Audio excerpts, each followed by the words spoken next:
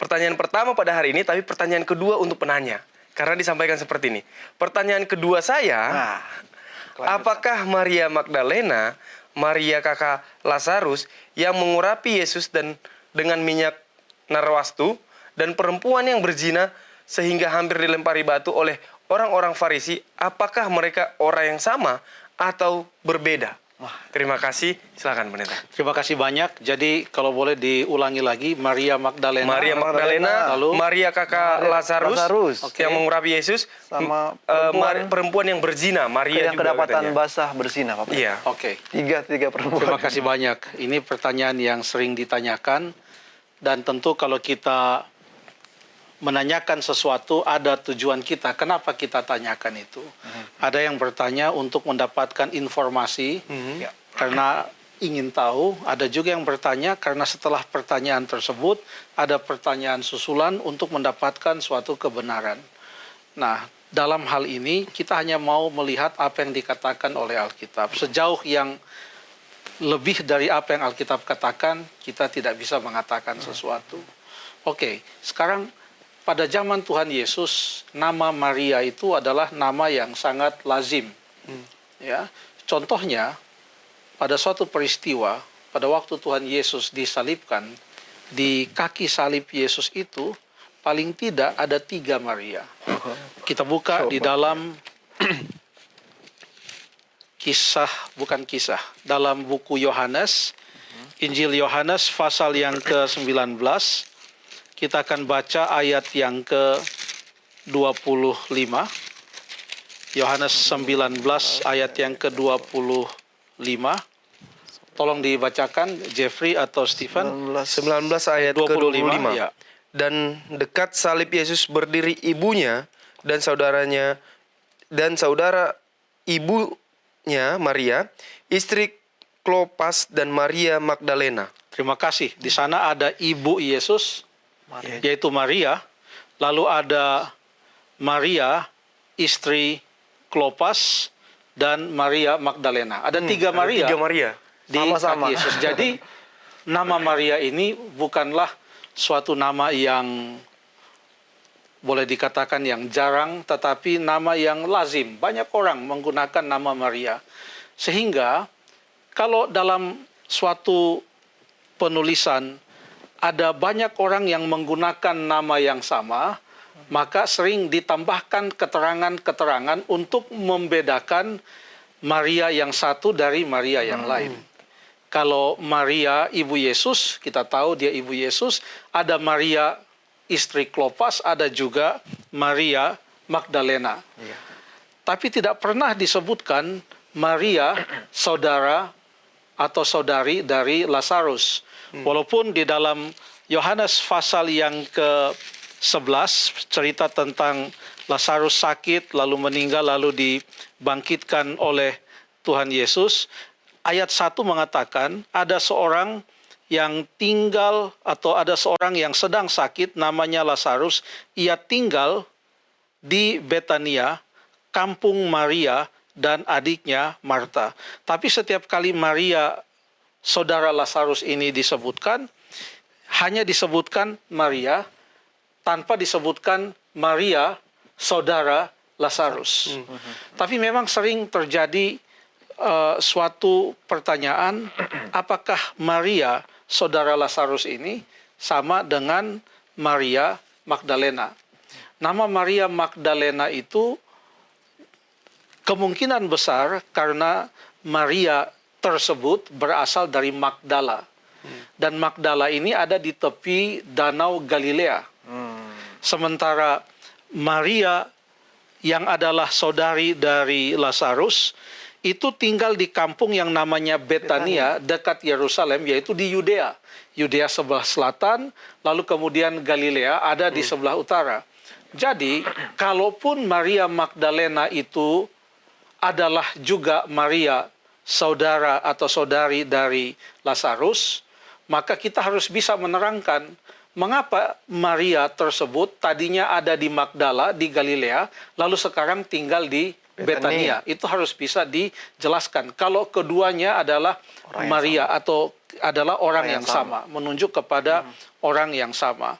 Ada beberapa cerita di dalam Alkitab yang bisa memberikan kepada kita beberapa petunjuk untuk melihat Maria tersebut. Kita lihat yang pertama di dalam Markus pasal yang ke-14, ada cerita di sana. Markus pasal yang ke-14, kalau tidak salah mulai ayat yang ke-3. Ya. Ketika Yesus berada di Betania, di rumah Simon si kusta, dan sedang duduk makan, datanglah seorang perempuan membawa suatu buli-buli pualam berisi minyak narwastu murni yang mahal harganya. Setelah dipecahkan leher buli-buli itu, dicurahkannya minyak itu ke atas kepala Yesus. Lalu ada yang gusar, lalu karena ia gusar, mereka katakan, mengapa pemborosan ini? Ya.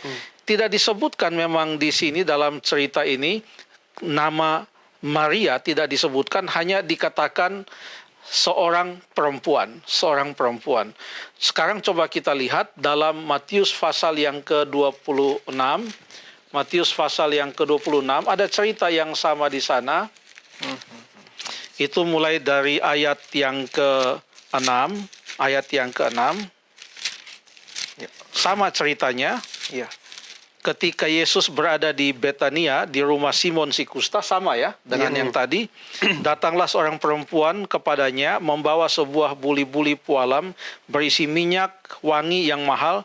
Minyak itu dicurahkan ke atas kepala Yesus yang sedang duduk makan. Melihat itu murid-murid gusar dan berkata, untuk apa pemborosan ini? Sama ceritanya. Iya. Ada yang gusar dan mengatakan, untuk apa pemborosan ini? Bahkan mengatakan minyak ini dapat dijual dengan mahal dan uangnya dapat diberikan kepada orang miskin. Ya. Tapi di sini juga tidak disebutkan bahwa orang ini atau perempuan ini bernama Maria. Tidak disebutkan. Nama Maria itu tidak disebutkan dalam cerita ini, mulai ayat yang ke-6 sampai ayat yang ke-13. Sama halnya dengan di dalam kitab Markus. Coba kita datang kepada Injil Yohanes. Injil Yohanes pasal yang ke-12. Pasal yang ke-12, di sana ada juga mulai ayat yang pertama.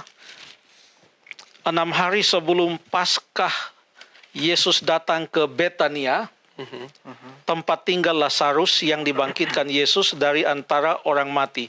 Ini pasal 12. Sementara Lazarus dibangkitkan itu pasal sebelumnya, pasal 11. Jadi masih cerita bersambung dari pasal 11 Injil Yohanes. Lalu kemudian di situ diadakan perjamuan untuk dia dan Maria melayani. Jadi disebutkan namanya Maria dalam Injil Yohanes. Salah seorang yang turut makan dengan Yesus adalah Lazarus. Lalu ayat 3, maka Maria, tidak disebutkan Maria Magdalena, Maria saudara Lazarus, tapi ini Maria adalah Maria yang sama, yang adalah saudara Lazarus yang ada di pasal yang ke-11. Karena sudah dijelaskan siapa Maria itu, maka penulisan selanjutnya tidak disebutkan lagi tentang Maria tersebut. Siapa dia? Jelas dia adalah relatif atau saudari dari Lazarus. Maka Maria mengambil setengah kati minyak narwastu murni yang mahal harganya, lalu meminyaki kaki Yesus. Lalu kemudian seorang dari murid-murid Yesus, yaitu Yudas Iskariot, mengatakan, mengapa minyak narwastu ini tidak dijual 300 dinar? Perhatikan, sama harganya dengan yang dalam cerita di Markus dan juga Matius, yaitu 300 dinar, dan disebutkan juga dan uangnya diberikan kepada orang miskin. Sama. Usulannya supaya diberikan pada orang miskin hasil penjualan minyak itu, dan harga minyak itu adalah 300 dinar. Bedanya di Markus dan Matius tidak disebutkan siapa perempuan itu, tapi dia di Betania. Lalu kemudian di dalam Yohanes disebutkan namanya, yaitu Maria. Oke, dan memang ceritanya juga terjadi di Betania. Sehingga boleh kita katakan, walaupun dalam Injil Markus dan Injil Matius, dalam cerita Yesus diurapi oleh seorang perempuan, tidak disebutkan nama perempuan itu, siapa dia, tapi kita tahu dia adalah Maria Magdalena. Jadi, sekarang sudah clear bahwa tiga cerita itu menunjuk kepada satu peristiwa yang sama. Dan yang perempuan yang datang dan mengurapi Yesus itu adalah Maria. Tapi tetap pertanyaan ini masih berlaku. Apakah ini Maria yang adalah saudara dari Lazarus adalah juga Maria Magdalena? Kalau itu adalah dua nama yang menunjuk kepada orang yang sama, maka kita boleh berandai-andai, ya, kita boleh berandai-andai kalau memang ini sama, maka Maria itu tadinya ada di Magdala, makanya disebut Maria Magdalena. Lalu kemudian dia melakukan dosa-dosa yang begitu banyak, tapi kemudian dia pindah ke Betania, sehingga pada waktu peristiwa ini terjadi, dan ini sudah menjelang kematian Tuhan Yesus, itu dia ada di Magdalena. Tapi itu kalau orang berandai-andai, sementara kita tidak boleh berandai-andai, hanya apa yang dituliskan saja. Nah, di dalam Injil Yohanes pasal yang ke-9, Yohanes pasal yang bukan pasal 9, saya pikir pasal yang ke-8. Pasal yang ke-8. Di situ ada cerita tentang seorang perempuan yang berzina. Ya. Tapi di sini tidak disebutkan siapa namanya. Tapi dia adalah seorang perempuan yang berzina. Dan cerita ini adalah cerita sebelum cerita yang ada di Betania, yaitu Yesus diurapi oleh Maria. Perempuan ini katanya berzina, lalu didapati, ditangkap, kedapatan dia berzina, lalu mau dilempari dengan batu, tapi Tuhan Yesus mengampuni dia. Nah, ada satu cerita dalam Injil Lukas, tapi cerita ini terjadi bukan pada saat Tuhan Yesus sudah dekat-dekat mau disalibkan, tapi jauh sebelumnya. Makanya dituliskan bukan di Lukas pasal 20 atau 21, 22 menjelang Yesus disalibkan, sebagaimana halnya dalam Markus yang ditulis sudah menjelang Yesus disalibkan, atau Matius atau bahkan Yohanes. Nah, dalam Lukas ada cerita yang terdapat dalam Lukas pasal yang ke-7. Lukas pasal yang ke-7, mulai ayat yang ke-36 dikatakan Yesus diurapi oleh perempuan berdosa. Seorang Farisi mengundang Yesus untuk makan di rumahnya. Yesus datang ke rumah orang Farisi itu, lalu duduk makan. Di kota itu ada seorang perempuan yang terkenal sebagai seorang berdosa. Ketika perempuan itu mendengar bahwa Yesus sedang makan di situ, ia datang, dan siapa orang Farisi itu? Orang Farisi itu ternyata bernama Simon juga. Makanya di dalam ayat yang ke 40 dikatakan Yesus berkata kepadanya, Simon, ada yang hendak kukatakan kepadamu. Sahut Simon, katakanlah guru. Lalu dia menceritakan kepada Simon suatu perumpamaan mengapa ia menerima tindakan dari perempuan itu. Karena perempuan itu mengucap syukur karena Tuhan Yesus telah mengampuni dia. Di sini tidak disebutkan nama dari perempuan tersebut. Siapa dia tidak disebutkan. Tidak disebutkan. Tapi di pasal yang ke-8, kita boleh lihat satu atau dua ayat. Tidak lama sesudah itu, sesudah peristiwa Tuhan Yesus diurapi oleh perempuan yang berdosa itu, Yesus berjalan berkeliling dari kota ke kota dan dari desa ke desa memberitakan Injil kebenaran. Ke-12 muridnya bersama-sama dengan dia. Lalu ayat yang kedua, dan juga beberapa orang perempuan yang telah disembuhkan dari roh-roh jahat atau berbagai penyakit. Disembuhkan dari roh jahat ataupun berbagai penyakit, yaitu Maria yang disebut Magdalena, yang telah dibebaskan dari 7 roh jahat. Ya, jadi hidupnya hidup yang kelam. Hidupnya penuh dengan dosa. Makanya di pasal sebelumnya dikatakan ini perempuan berdosa. Kalau kita mau kaitkan pasal yang ke-7 dalam cerita dalam Injil Lukas yang tidak menyebutkan nama perempuan itu, tapi setelah ia diampuni Yesus, sekarang namanya disebutkan sebagai Maria yang disebut Magdalena, yang telah dibebaskan dari 7 roh jahat. Ya. Tapi tetap ia disebut sebagai Maria Magdalena. Nah, dalam Injil Lukas tidak ada cerita tentang Yesus membangkitkan Lazarus dari antara orang mati seperti yang terdapat dalam Yohanes pasal yang ke-11. Walaupun tetap ada cerita tentang Lazarus, tapi itu adalah perumpamaan. Bukan Lazarus yang ada di dalam Injil Yohanes pasal yang ke-11. Jadi dengan semuanya ini kita boleh katakan bahwa masih ada satu link yang harus kita temukan untuk menyatakan bahwa kedua sosok itu menunjuk kepada, atau kedua nama itu menunjuk kepada sosok yang sama, kepada pribadi yang sama. Hanya itu yang dikatakan oleh Alkitab. Hanya itu yang dikatakan oleh Alkitab. Kalau pengurapan terhadap Yesus itu adalah ucapan syukur oleh karena Tuhan Yesus telah mengampuni orang tersebut, maka Maria Magdalena melakukan hal itu.